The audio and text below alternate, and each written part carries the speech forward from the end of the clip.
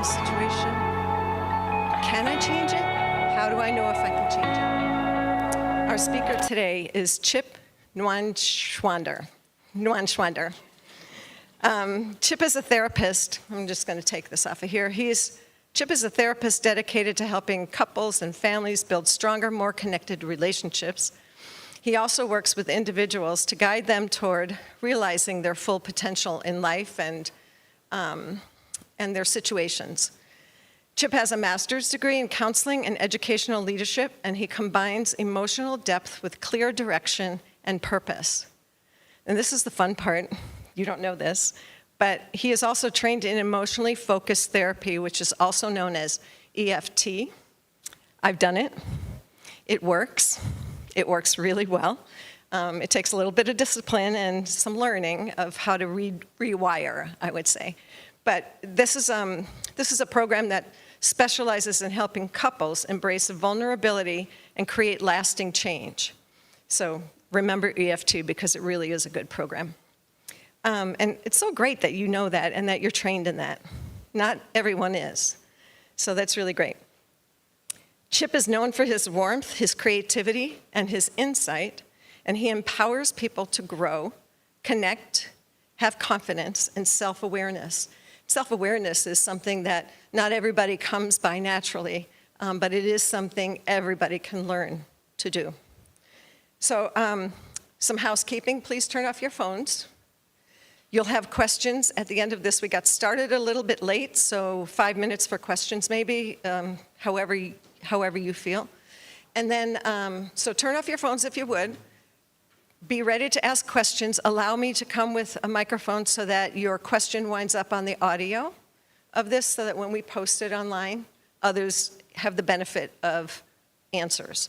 Would you offer a really warm welcome for Chip?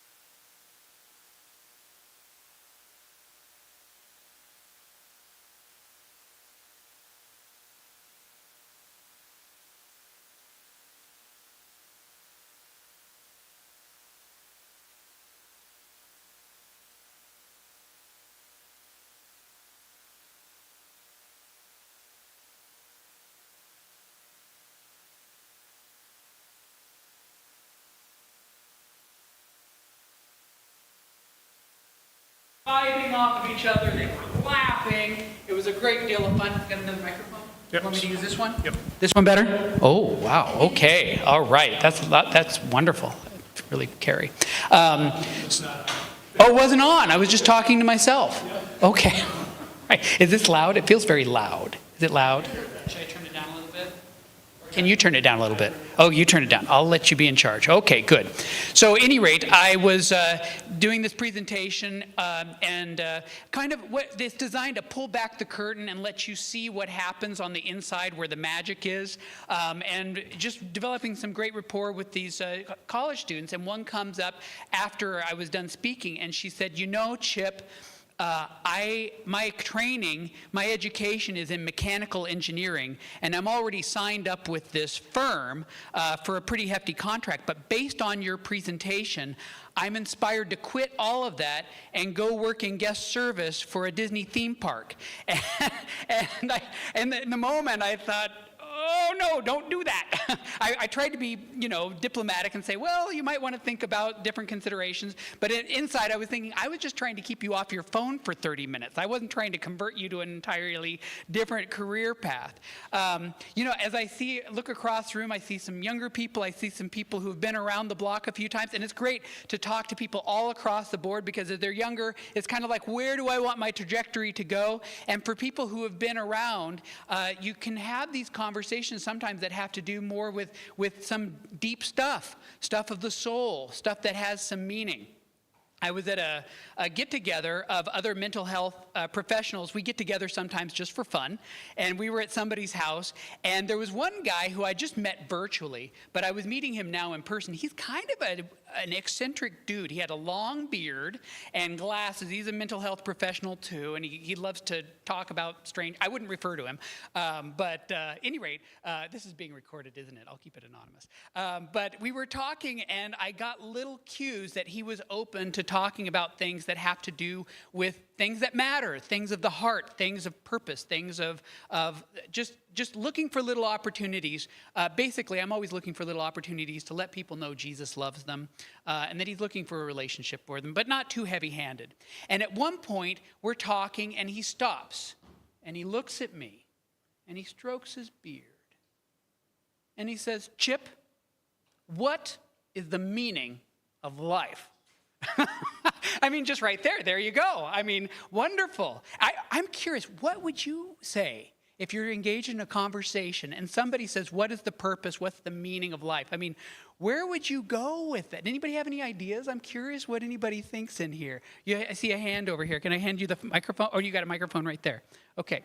What would you say? No wrong answers. I'm just curious. I think I would say to live abundantly, enjoy life as God blesses us, and enjoy his creation and him.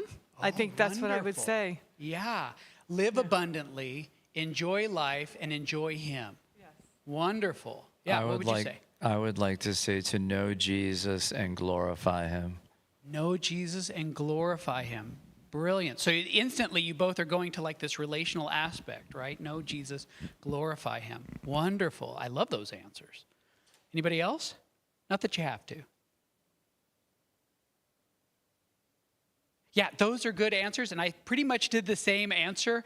Can you all see me if I stay on the floor here? Yes, no, maybe so. Okay, all right. I may hop up and down. I said, well, person, it's interesting that you say that, because I was just reading through the Westminster Catechism, and the very first thing on there is it says, what is the chief end of humankind? And the purpose of humankind is to glorify God and to enjoy him forever. And I said to him, isn't that great? I said, what do you think about that? Do you like that? I knew he wasn't a believer. In fact, he was pretty opposed to it, but I was surprised. I said, I have this opening, so here we go. And we had this lovely discussion about how he thought about it differently.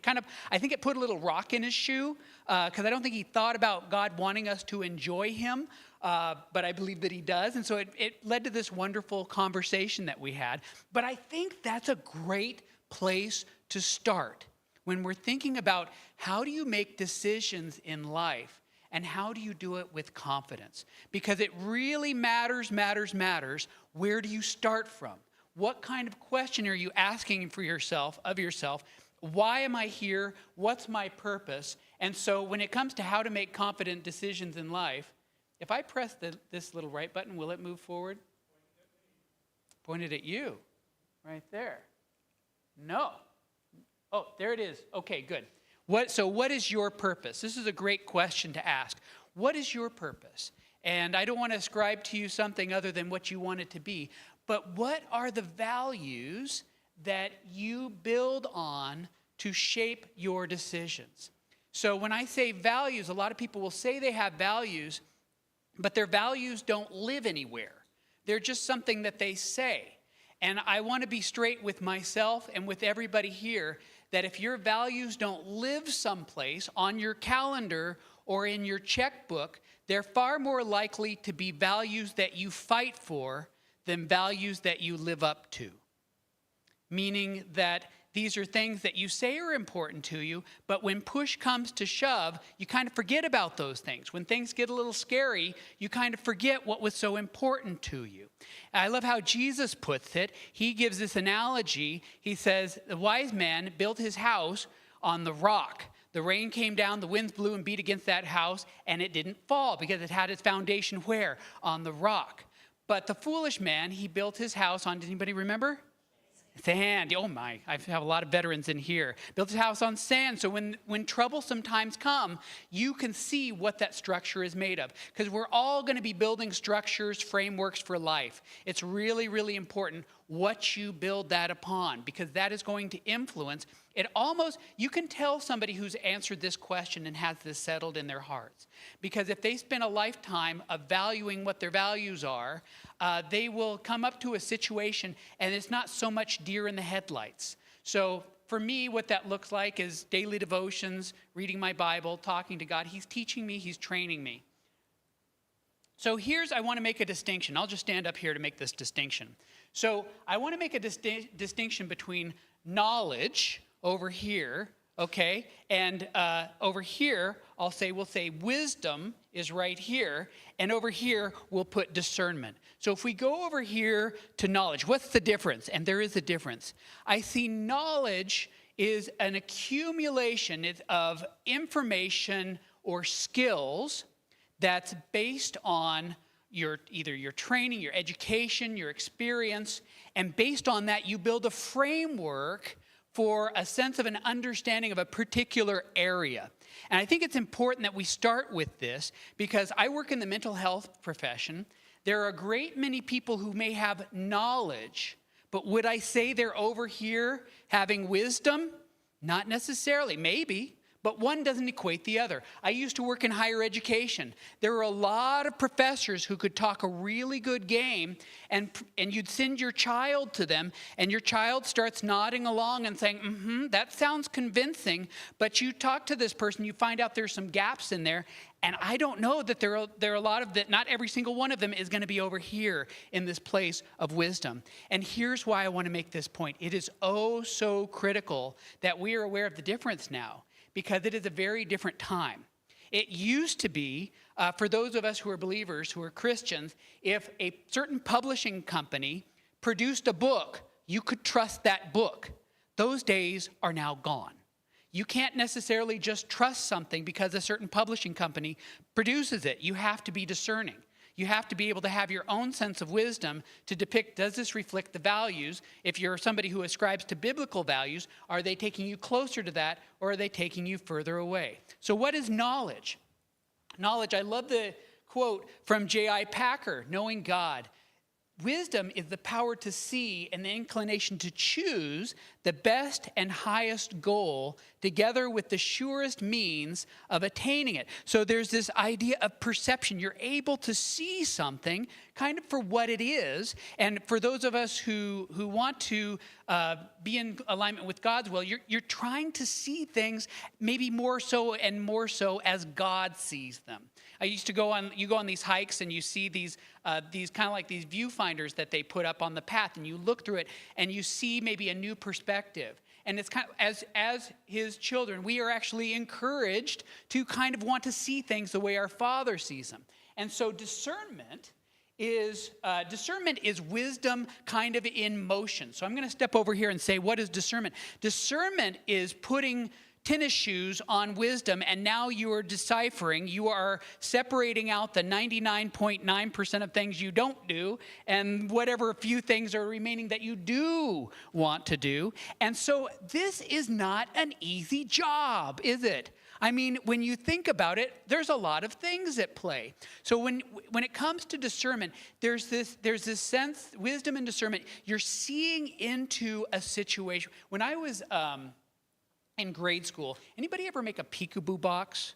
a peekaboo box. You take a shoe box. So I would read the book Charlie and the Chocolate Factory, by Roald Dahl, and they allowed us to do this book report where we take a shoe box and we put little figures. You take off the lid, you put little figures in there, and you cut out a hole for the opening, and then you can look into it. And on the outside, it looks like a shoe box, but then you look in, and then you're able to see things you wouldn't ordinarily have been able to see if you hadn't looked in there. There are certain people that just have this sense of wisdom and discernment about certain situations. And these are the people that it would be lovely to have as your friends. So one person like this is the Oracle of Omaha. His name, what is his name? He's, somebody help me out here. He's the investor, Warren Buffett. So Warren Buffett, the way he started, he has this ability to look into businesses and see things that other people can't see. When he was first starting out, he would see businesses that had a little bit of life left in them, just a little bit. And he would buy those and garner the profits, and then the business would have to go away. He made this analogy of like, it used to be that vagrants they see like cigars that were almost completely done, but not completely done. He said, you take it and you smoke it, and you smoke the last little bit of that cigar. I wouldn't be able to do that. I would just see it all as trash. I would just say, I don't want to put that in my mouth. That's gross, So, but he was able to do that. So he had that ability. So it's important to know the difference between those as you consider this other element. For those of us who are believers, it's a big deal to have discernment. If anybody's saying, I feel confused sometimes, I can understand why, because there's a few different elements here. One is, for many of us, you're trying to understand, what does God want for me, which is a big deal. I mean, you're kind of calculating all of the things that you know from the Bible and how he's revealed himself to you, and then your circumstances. So your circumstances can change. And so you were going to go in this direction, but then something happens, and now you find yourself going in this direction. And then there's yourself and knowing things about you. What makes you tick? What's unique to you? Because the Bible is very clear. It talks about how you should be using your strengths. I was attending a church and was a part of a teaching team. I was teach Sunday school. And one of the leaders of the church noticed me and said, hey, I would love for you to take over our communion responsibilities. You would lead it. And I said, well, can I go away and think about that and pray about it? I did. And I thought, I don't know that that's the best highest best use of my time, because I love to teach. And if I did that 1 week out of every month, I would be pulled away from doing like these Sunday school lessons, which wouldn't be the end of the world. But I said, well, maybe not. And so, I felt kind of guilty when I told him, no, I don't want to do that.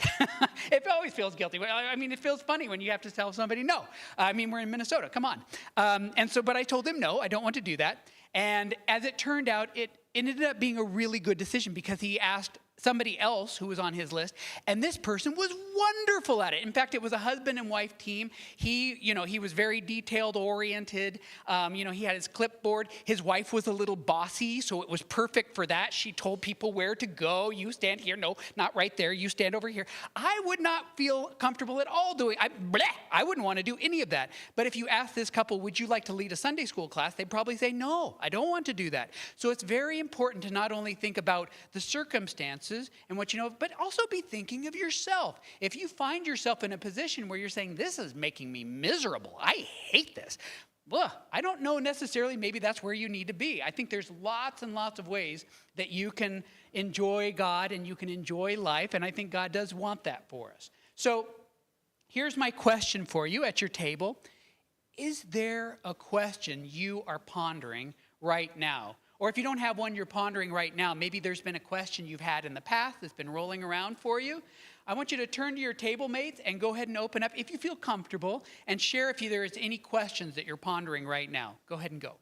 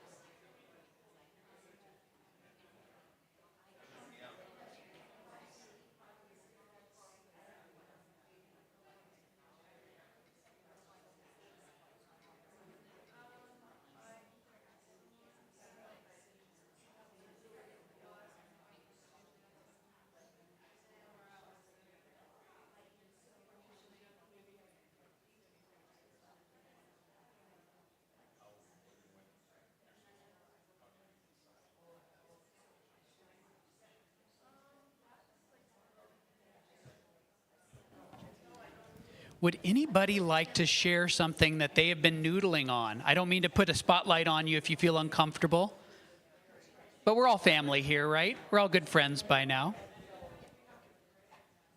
Anybody interested in sharing some decision they're trying to make? Is anybody feeling vulnerable enough to say what they're considering today? Got one right here. Want to open up? I am trying to decide whether or not to sell my home and relocate to a warmer climate. Sell your home and relocate. Oh my goodness, yes. And I'm right at the edge. I know this is a good market, and a lot of things convince me that, that this would be a good time to maximize, what I can get out of it. But I'm undecided about where to move because I find that I can find fault with almost every location that I think about. So I'm stuck. I'm stuck. And my and a little side thing is my home has a lot of stairways. Oh. So I'm getting to the point where this doesn't feel so good anymore. Right. So there's a number of things that are letting you know, hey, I might be happier in this other place, but then where do I go? I have a fault with every place. I mean, yeah, like Florida has alligators. I mean, yeah. Right. Yes. Right. Oh. So I'm stuck. I don't know what decision to make. Oh. just shovel your driveway one more time and then it'll become clear. Oh, I like that. Go visit people, I'm hearing.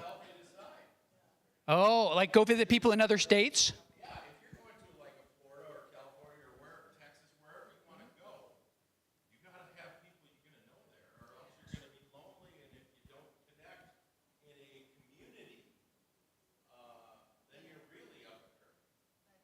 See, there you go. We have advice right here. This is you're skipping ahead, which is wonderful. One of the things, find somebody who's wise to share some information with you. That's wonderful. Thank you for sharing that, and thank you for the response. Yeah. Anybody else? Not that you have to.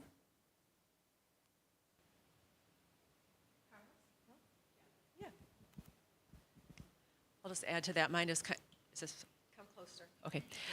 Mine is similar to that in that my husband and I are a few years away from retiring, and we have kids in multiple states, and our own families are in different states, and we have preferences for where we might like to be, country versus city, and there's just a lot of things, and considering the finances of selling our home and getting something new. So it seems like a lot of moving parts, and we would like to be able to act kind of ahead and plan because we're planners, but really perplexed about how to even take steps forward, not knowing what the upcoming years will bring, especially with our children.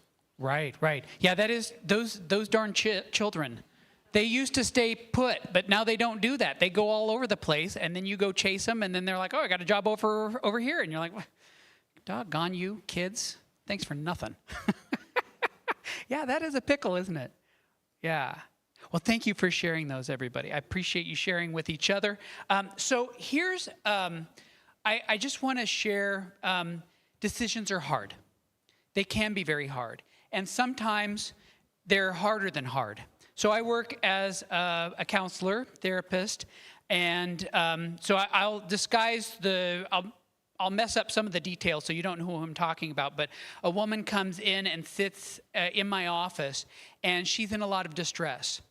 She's one of these 3 tissue pullers. 1, 2, 3, dab, dab, dab, dab. But on this particular day, the tears were just flowing down her face. And she said, Chip, it's my son. I don't know what to do. I've lost him. He was such a sweet boy, and we've taken him to church, and now he doesn't want to go. And he's hanging out with these other people, and he's destroying his life. And I feel so powerless to do anything about it. What do I do? I don't know what to do. What do I do? And there's a couple of things going on. One is she's fraught with this sense of, I need to do something. I'm his mother. But there's also this deep, heavy grief that she's experiencing. Because it's kind of like there was this beautiful vase that she was enjoying, which was her hope of this connection with her son, and somebody came along and took a bat to it. And now there's broken pieces of hope, and she can't put it back together. And so when you're in this place where it feels distressing, and I deal with a lot of people who are in this place, it's not just what do I do, but there's also this feeling of loss, and I feel so overwhelmed. I don't know where to go. I feel inadequate to this situation. And if that's you, I just want to say your Father sees you. He loves you where you're at, and he wants to hear about it. And I just want to put that out on the table, that is there. And one thing I would love for this woman to know at some point when she's ready, something that's been hugely helpful for me that I want to share with each of you. And it was told by one of my heroes of the faith. His name is Wayne Grudem, and he says, I start out with this. Wayne Grudem says, God always has a right solution. Rest in that. God always has a right solution.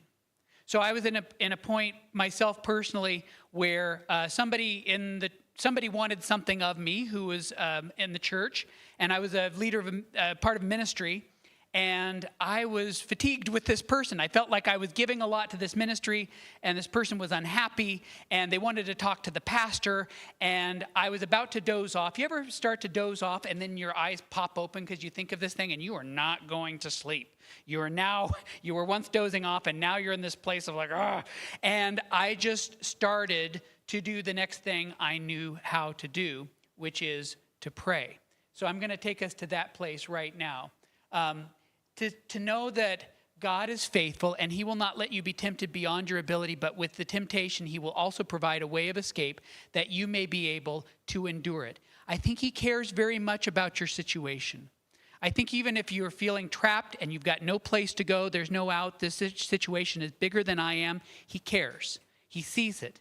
And I don't know what the solution is right away. He may provide something in his own timing, and it may feel like he's not coming through for you. But I'm sure you look back and say, oh, well, maybe that was the right way. I just didn't see it in that moment. But what I want to encourage you to do, number 2, is to pray. And as you do pray, ask for what you want, but also don't forget this other part. So many other people forget this other part, which is to give thanks. So in that moment, as I'm in this distress, I just start praying, and I'm just letting her have it. I'm like, this person doesn't understand. I've been working my fingers to the bone on this ministry, and I get paid as much as she does, which is nothing, and I think she should. And I started just sharing God with this stuff with God. And then, without even knowing what was going on, I thought about this verse. And this is a wonderful verse to dedicate to memory if you haven't already.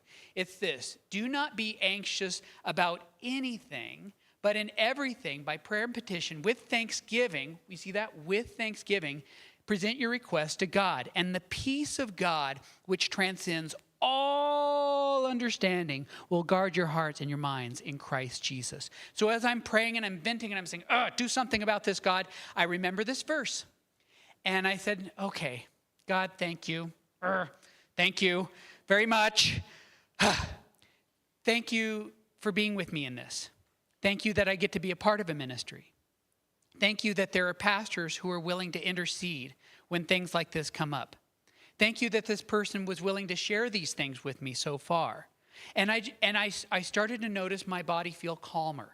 So in the mental health profession, we're on this big kick of getting people to be grateful for things. Just say 3 things you're grateful for every day. Why? Because it works. People who are clinically depressed can raise their mood and their sense of well-being significantly, just by journaling out a few things they're grateful for every day.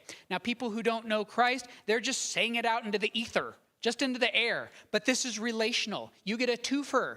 You get not only the thankfulness benefit, but you're also talking to somebody who loves you very, very much and who wants to hear from you. So you're taking something that's very scientifically proven to be helpful, and you're making it deeply relational. And in that moment, God wants you to know, I'm right here with you. So I think there's a reason why it says with thanksgiving. And as I prayed that, I felt myself calm, and a thought popped into my head. I think this person is hurting. Oh, okay. And I started to notice the tension melt away. My shoulders, which were kind of tense, felt this knot in my stomach. It kind of calmed down as I started to empathize with this other person. And in that moment, I started to realize it didn't matter so much to me anymore what I was going to do, because that's what I was fretting over. What should I do? Should I do what this person wants, or should I not do what this person wants? I felt this sense of calm where it didn't matter as much anymore. God didn't give me a solution, but he gave me something far, far better. He gave me peace in this moment to where I said, you know what? Doesn't matter so much what I do. It's okay. I'm going to be okay. Here's another third thing, and this is something that we are taking. This y'all, is so important. There are people who make their careers from how are good decisions made. This one is big. Widen your options. So quite often, we believe that we are looking at different options, and really it's just one option that we're dealing with, and it sounds like this: whether or not. Whether or not I should do this, whether or not I should do that, and that's really just one option. That's not two options, it's not three options, it's just one option. So there was a researcher pretty recently, back in 1993, Paul Nutt, he did a study of 168 decisions made by these corporate teams. And he fast-tracked to see, were these good decisions or were these bad decisions? What a great study. They thought, 100% of the time, they're thinking they're making a good decision. We hope we're making a good decision. And fast-track over, how did those actually fare? He found out that in 29%, how many alternatives did they consider? Just one. They got stuck in a binary. We call it a binary, a whether or not trap. Whether or not I should do this or not do this. And 29% of the time, they chose just one decision. How did that fare for them? He found out that whether or not decisions failed 52% of the time. That's more than half of the time you're failing if you choose a whether or not decision over the long term, versus only 32% of the decisions with two or more alternatives. So I'm asking you to add just one more option. When you are stuck in a whether or not decision, should I do this? Add just one more option. Now here's the trick. It can't be some puppet option. It has to be a real option. Has to be a real thing you should be considering. So one of the things I'm certified in is something called discernment counseling. And so discernment counseling was specifically designed for couples who are on the brink of divorce. This is one of the biggest decisions they're ever going to make in their life, and they're making it right in my office. Some people will come from hours away because it's that big a deal. Do we divorce or do we stay? And so what we find is that most of these situations, you have one person who's leaning out of the relationship. They are very, very close to being gone, baby, gone. And the other person gets frightened, and they're leaning into the relationship. But all the things they're doing is pushing their leaning out person further out. And so the leaning out person is quite often, not every time, but quite often stuck in a whether or not decision. Should I stay or should I go? And so one of my jobs is to sit with them in that place and help them consider a couple of things. One is, a lot of what you've been considering is how to make this divorce work, or how do I plan for the kids, or these kinds of things. One way I know I've been successful in helping them gain clarity is helping them to see, okay, so you've tried lots of things to try to fix your marriage. Tell me about them. Okay, can you see why that failed? Can you see why that met with difficulty? I need them to understand that piece so they have another option rather than the big card that they can play. And the other piece is I give them not one, not two, but three different paths. And I make this very clear. Path number one is, should I just stay in status quo? And a lot of them ruled that out, but I'm giving them another option. And I say a lot of couples do choose this option. We don't seek help, we don't divorce, we just stay where we are. Second option is we divorce or separate. Third option, and this is very important, we choose to reconcile for a specific period of time, only 6 months. We're really going to give it our all with a couples therapist who knows what they're doing. And then if at the end of 6 months, then we decide to divorce, okay, then we can consider that. And now this person is saying, okay, that sounds like it could be a viable option, maybe. And so we talk about that. We visit that, and so it's very, very helpful for people to know they have more than just one option. Here's my question for you. And I'll just give you something to consider. For the problem that you just brought up, can you come up with one more option? Just one more option. So should I stay here or should I move to some city? I don't know. I don't know what extra option you would think. I suppose you could come up with different options in terms of like I could live there some of the time and live here some of the time. That could be an option, I suppose. Or like with your kiddos, and you're like, well, should we move here or should we move here? Even just brainstorming out that third option can be really, really helpful. So I want to encourage you to be thinking in that regard and boost your decision success by 20%. Number 4, I encourage you to get some distance. So hopefully you have some time to consider this, and you'll be able to give yourself the luxury of being able to think about it differently. So this guy, anybody know who this guy is? Andre the Giant? Okay, Andre the Giant. This man lived to be 7 foot 4 inches tall and weighed 520 pounds. He was a very large man. And imagine not just one Andre the Giant, but an entire people group of Andre the Giant. And imagine that you had been given the job to go spy out this land to see what it was going to look like, because our next job is to attack these people. And so this is Israelites going into the land of Canaan, and they go, and they are so scared. They come back and they give Moses this account. We went into the land which you sent us, and it does flow with milk and honey, but here is this fruit. But the people who live there are powerful, and the cities are fortified and very large. We even saw descendants of Anak there. Then Caleb silenced the people before Moses and said, we should go up and take possession of the land, for we can certainly do it. He's really excited. And something else happens. It says, but the men who had gone up with him said, we can't attack those people. They are stronger than we are. And they spread among the Israelites a bad report about the land they had explored. They said, the land we explored devours those living in it. All the people we saw there are of great size. We saw the Nephilim there. The descendants of Anak come from the Nephilim. We seemed like grasshoppers in our own eyes, and we looked the same to them. So what happens in their plot? It's successful. So the people revolt. And they say, no, we're not going to go. And so God punishes them. You know the story, right? 40 more years, they have to wait and wander in the wilderness, and it's their descendants, their kiddos, that get the honor and the glory of going into the promised land. So you would think a follow-up book to this is the book of Joshua, which tells about this. You would think that as they're going up against all these Andre the Giants, these aren't nice Andre the Giants either. These aren't the ones that if you say, no more rhymes now, I mean it. And he says, anybody know? Anybody want a peanut? Anybody know? No nerds out there who quote, of one person knows, okay, at any rate, it's a movie, sorry. These aren't nice giants, these are pretty hostile giants. So you would think that the book of Judges is filled with chapter after chapter after chapter of how do we take these giants down. Turns out that doesn't happen at all. You guys know what happens. They walk up to the water's edge of the Jordan River. The waters part. They walk across, 3.5 million people. And it says that all the kings were terrified. And so then they march around this city, which is state-of-the-art fortified. And they blow the horn, and it falls down. And then they're fighting all their enemies. And Joshua's like, hey, we need more time. And God's like, great, I'm going to make the sun stand still. And they got more time. They can wipe all these people out. And here's what happens with the Anakites. This is from the Bible. Joshua went and destroyed the Anakites from the hill country, from Hebron, Debir, and Anab, from all the hill country of Judah, and from all the hill country of Israel. Joshua totally destroyed them and their towns. No Anakites were left in Israelite territory. And when I read the Bible and I saw this, I was like, wait, what? What? Is this it? Like, I thought how? Like you club them on the knees and I'll club them on the head. And like, I just pictured like swarms of people having to cover these giants. And it's like, nah, it was this little thing. Do you get this? Are you geeking out about this the way I'm geeking out about this? This kept them out of paradise. Like, this was the thing they were so scared of, these giants. And it ended up being like nothing.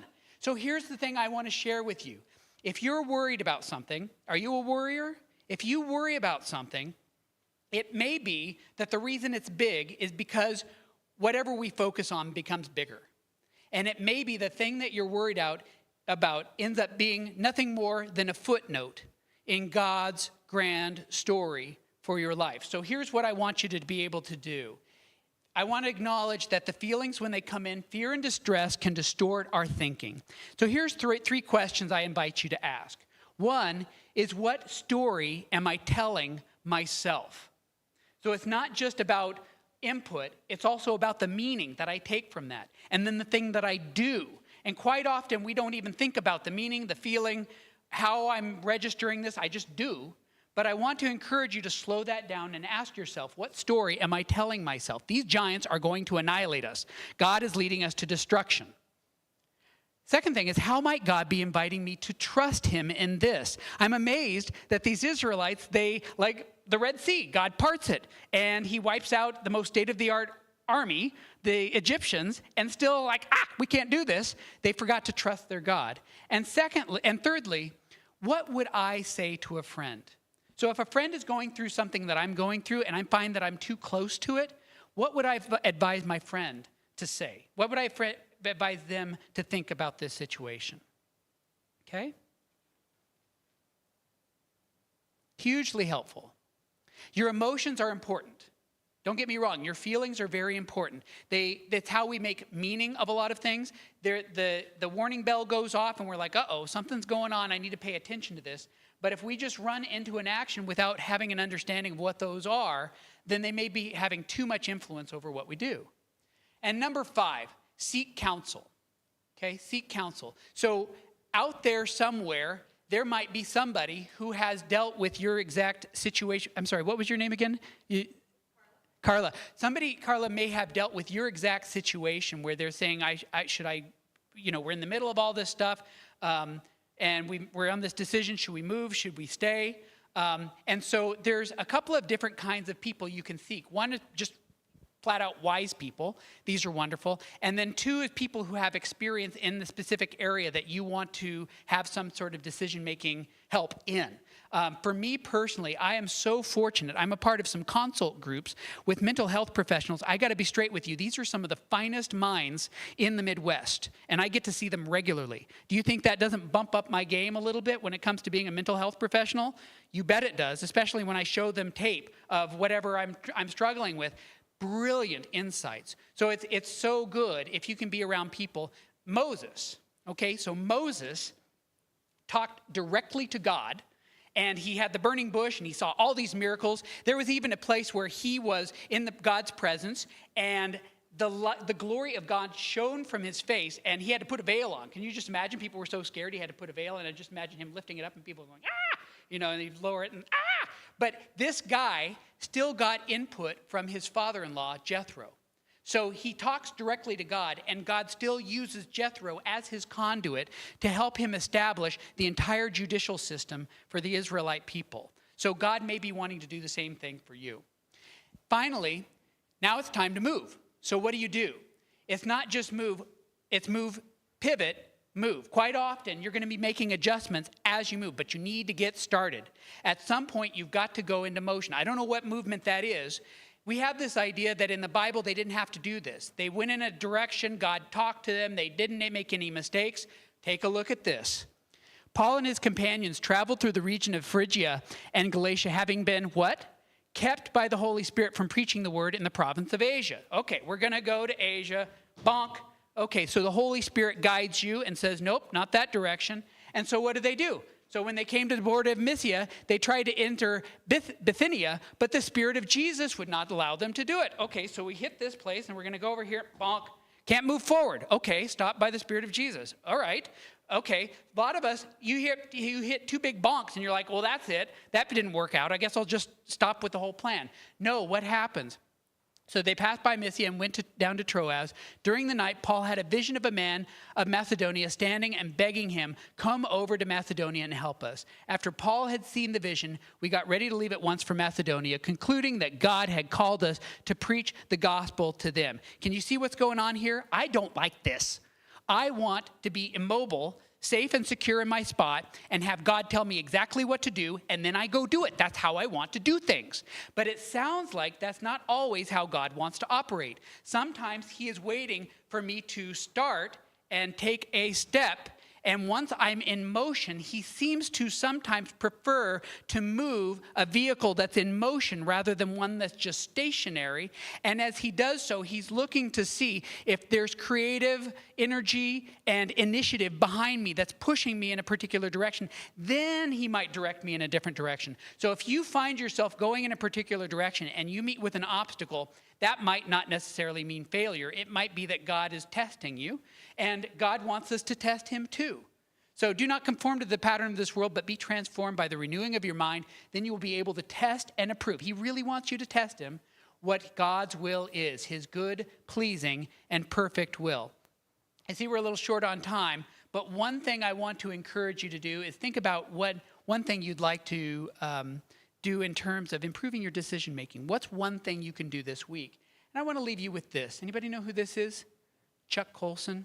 So Chuck Colson was a Marine, and then he got into law, became very successful, grew a very flourishing law practice, and was invited into the presidential administration, the Nixon administration. Very successful, very efficient. Some even said ruthless, which he was.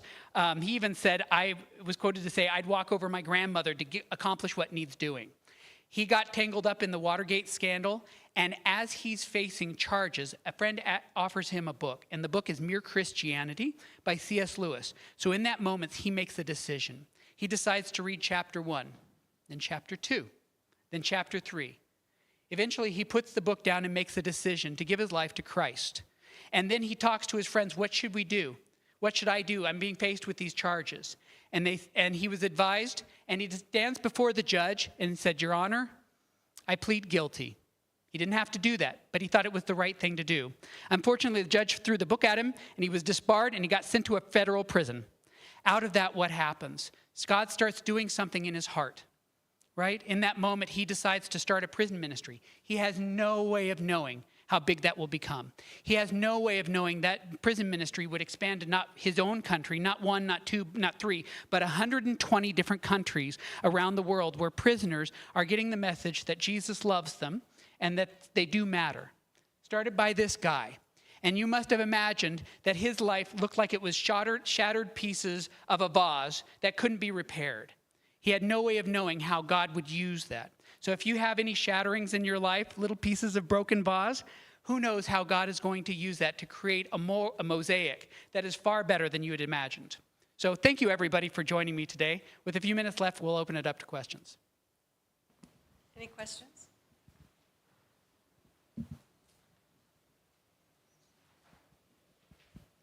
Or thoughts or concerns.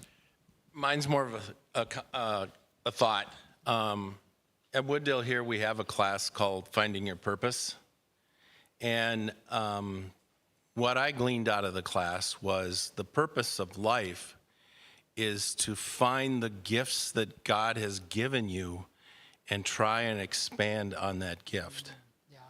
And that was very eye-opening for me, because when you start to look at the gifts you have, you don't realize actually how many gifts you have, but also how prominent those gifts are. Yeah.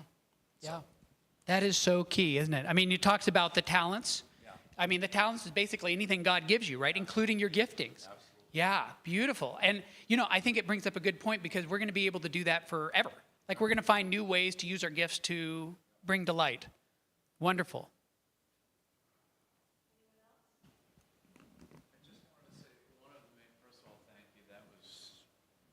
Very excellent. One of the big takeaways that I got from this was the importance of the word, the scriptures, because what you've shared a lot was really about renewing our mind, if you will, in terms of decision making, to have God's wisdom and not our own natural flesh. And in doing that, like the scripture memory, which I started as a very young Christian way back in the 80s, whatever, but I left it for a while. Now I'm trying to get back into it, and Beth's helped me a lot with some scriptures.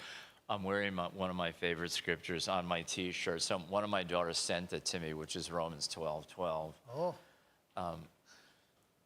Be joyful in hope, patient in affliction, love it, faithful in prayer. And this is all about taking captive our thoughts and on these big decisions. And the two women, you two girls, ladies, like we're snowbirds, and I was immediately wanting to talk to you after, I tell all my friends that want to move to Florida, where Beth is from Cocoa Beach, I'm retired, so we do Minnesota and Florida. I'm like, don't move to Florida, don't buy a condo yet, rent first, because we have a lot of big HOAs that have really gone up. due to different issues in the state and weather, et cetera. But, and you know, so thank you so much. This was Yeah. good. I appreciate it. That's wonderful feedback. Thank you for that. It's encouragement, wonderful. I love it. Anybody else like to speak up? I'll stick around if anybody wants to chat with me. Otherwise, thank you so much for being here. What Chip, a would delight you to see also tell them? your bright faces. Would you also tell them where you practice, where your office might be, if somebody wants to contact you? Sure, sure. I have a private practice in Wayzata, so I'm at the corner of 394 and 494. It's called Wayzata Counseling. If you just Google Wayzata Counseling, it should come up as the top search item. So, yeah. Yeah. I don't know exactly where this is, right? If someone in this room probably does. But was it James? If anyone lacks wisdom, they should ask for it. And so, right, James, right. So, and not to be double-minded, so you're not going back and forth. I need to read that one a lot. That is wonderful. Yes. Did y'all hear that? That is wonderful advice. Yeah. Perfect. Well, thank you. I'm going to invite you to return next week because we have Todd Mulliken will be here again. And he's going to talk about mastering anxiety with confidence. And I don't know if you have ever experienced anxiety or if you have a loved one who lives in an anxious state, but it can be sometimes debilitating. And there are ways to equip oneself to kind of, I don't think you get over it, am I right? It's such an irrational thought. It's hard to capture. But there are tools and there are ways to manage that. So, and also, next week we'll unveil what's coming in the fall. We're already ready with it, but I'm going to leave that for Brian when he gets back because he likes to do that part. So thank you for coming today, Chip. Thank you so much. That was so engaging and it was so good. Yeah, thank you so much. All right, you guys take on a good, blessed day, and thank you for coming. Thanks.